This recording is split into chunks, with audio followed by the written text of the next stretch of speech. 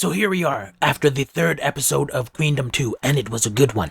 There was only a minimal amount of time spent on the girls contemplating the past round while looking to the next. But the most notable scenes were of Hyolyn celebrating her win with a headbang, Sin B being smug, after Vivi's ranked higher regardless of the votes by fellow competitors. And then of Cosmic Girls realizing that Hyolyn beat them by a whopping 3,000 point lead. Now, other minor things worth mentioning are Kepler's realization behind the scenes of just how much they needed to go bigger based on competitor performances in round 1. And then LOONA maybe feeling down a bit for reasons that will be explained later. But other than that, there was also just Brave Girls being disappointed over the lowest score. But there was something in these girls, including Kepler, just showing how much they learned from the other competitors and how much they plan to bring to the next performances. Now, because she was the last round's winner, Hyolyn got to choose the new order of performances for the second round. And so she ended up choosing Cosmic Girls in first place, LOONA for the second, Brave Girls to go third, VVZ to go fourth, Kepler to go fifth, and then for herself to go last. And I think it was actually quite fair, but also strategic. Going last gives her the chance to be the most memorable. And at the same time, and this is kind of presumptuous, maybe on my part, but putting the lesser threat so far between you and the more stronger performers will increase the sense of contrast in terms of the quality of performance. So with that, here we are. It's round 2, the covers. So very early in the preps, the girls got to participate in some mini games in order to win certain advantages, such as sneaking a peek at choreo or song choices, among other options. The funny points were some fails to pin the tail on the donkey. You had Inseo screaming at one of her team members missing, and then you had LOONA having a frustrated cry in silence minigame. Kim Lip basically looked like she was approaching Diane levels of mad. Okay, so fast forwarding to the morning of the battle, we get to see this funny moment where Sinbi mocks the evil editing with her little phone out with that video messaging that says that she feels good despite her resting Sinbi face. And then you have Hyolyn receiving the benefits of the first place Queen's treatment, and she decided to share it with her crew as a nice gesture. Other interesting tidbits that we get to see at this point is the costumes for Kepler and the Brave Girls. Now, why do I personally find this interesting? Is because it validates the fact that my recommendations from last week actually manifested into reality. Last week, I said that Kepler and the Brave Girls should go a little bit theatrical. Kepler in particular should go for a cutesy concept and then drive up their theatrics. Same with the Brave Girls. I said for them they should choose mask and then go for a gothic ballroom theme. And it seems like either their advisors or girls themselves may be analyzing the performances. They seem to be doing it the same way that I am and coming to similar conclusions. Now, before we go on to the individual performance evaluations, I just wanted to mention that the stage is the same one LOONA used last week, and it is visibly less grandiose than the one before. I don't know if it's a different location, or if it was reduced for budgetary reasons, or to improve seating. I just know that I think this will affect the performances across the board. Finally, I want to repeat that when I judge these performances, I do it based on the first time I see it directly on the show, including reactions from the other competitors, the audience, and all interruptions and camera movements and everything that is shown exactly the TV show. I do not go to the YouTube channel and look at the full video. I do it on the first viewing from the show, and that's just to be fair to everybody, because you can easily pack your stage with a whole bunch of stuff, and I'll just see it on repeat viewings. But I'm not trying to replicate that experience. I'm trying to replicate the experience of someone seeing it for the first time. And unfortunately, I have to watch the show in order to see things the first time. Up first were the Cosmic Girls, choosing G-Friend's Navilera as their cover song. They changed it up with a dark chic flavor. In the preps, they exposed just how drastically the prop malfunction last week impacted their performance. Now, personally, I had no idea and didn't notice any of this, but I guess this week will be a sort of do-over for them. For Yurim especially, her dance solo here is a second chance, since she had to hold back last time due to the stage being slippery with sand from the broken hourglass. Now, this round's performance actually started off pretty interesting, with a cool discoloration effect. but there were some weird cuts in the live show that kind of killed some early momentum for me. Members were spontaneously changing place with each other, with no continuity for the viewer. You could also tell just how small scale the stage was with this particular concept.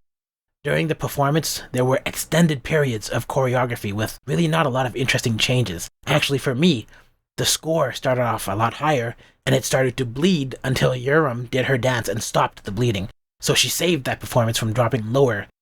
For me, it eventually remained at a 7.8, which was a significant drop from last week's 9.1. Now you have to remember that even I had this group at first place in the last round, but this time around, even the live chat had mixed feelings about the performance. As the second to perform, LOONA chose Shake It by Sistar.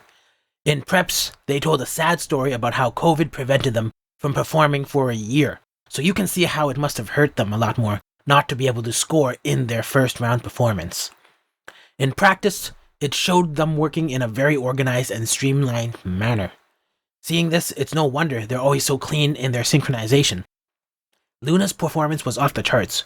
I found their performance last week as lacking in the same way that Cosmic Girls was for this round, but this time around all the moves were clean as usual, and then they took a theatrical approach.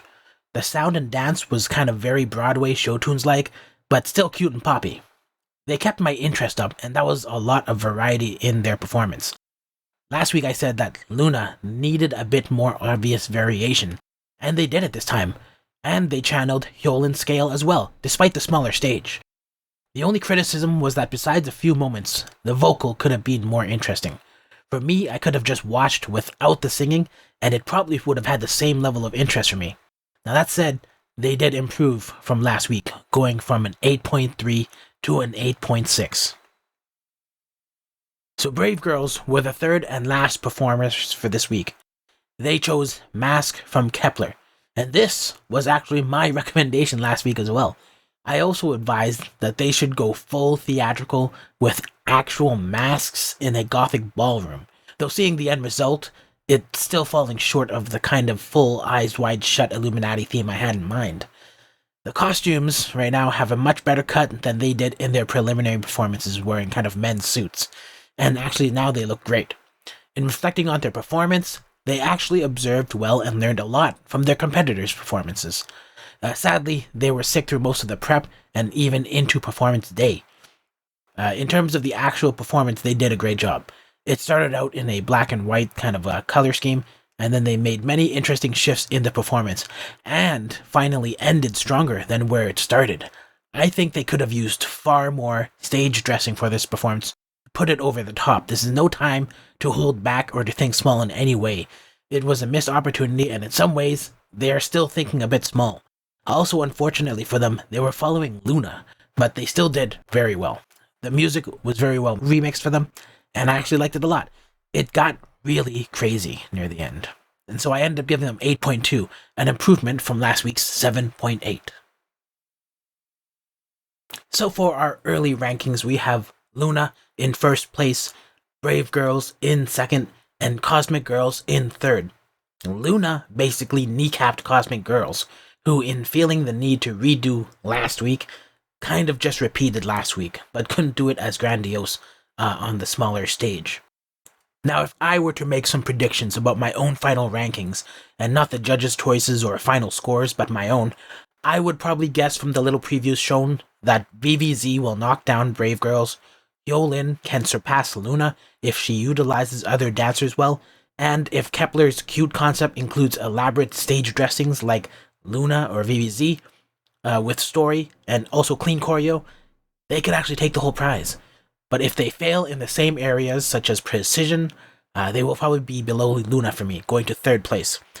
Cosmic Girls could stay dead last, which is odd because I had them first last week, but now people have learned from their lessons, and this is just not a time to ever do worse or pull back in any way. You just gotta go completely for it. In the previews, we can see that VVZ is going extremely cabaret, but with a lot of stage dressing. And, they always dress really well. I think if they go for the more shallow appeal of the sexy saloon singer, it will benefit them. Also, they need to work on their face expressions, which I'm sure they already have. From previews, we see that Kepler can be seen crying. Now, I wonder if it's a good or a bad thing, but it seems bad. You can just never tell with editing, but I'm pretty sure they mess up at some point.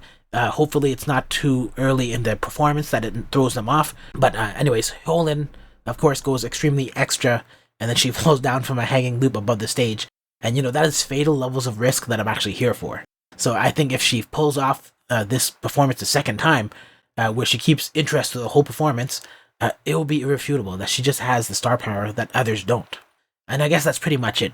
Next week I will be able to complete these rankings for this round, but then I'll also be able to aggregate with the average of the official show rankings to show their current positions regardless of the round rank. So look forward to that math. And in many ways, this show has been an interesting challenge with Hyolyn testing herself against the youngins, Kepler getting basically on-the-job Queendom lessons, Brave Girls moving outside of their box, VVZ trying to prove that they're more than just a fraction of G-Friend, and then you have LOONA and Cosmic Girls who are basically just trying to reach beyond artificial limits that are just imposed by fate, really. And I can't wait until Cosmic Girls reveals their secret weapon in the third round. And that's going to be for 2 weeks, but I'm pretty sure when Bona is revealed, it's going to completely change the game for them. And I think they're going to need it, because unless they're going to think outside of the box that they're currently stuck in, it's just going to be kind of them coasting, maybe falling even. But I guess that's pretty much it, and hopefully you're subscribed. If you're not, then if you want to see an update in this, you're going to have to subscribe, and then you can follow me along. Also, I have this show in 2 different locations, but check the link below. That's where I keep all my stuff aggregated, so you can actually follow my coverage of Queendom 2.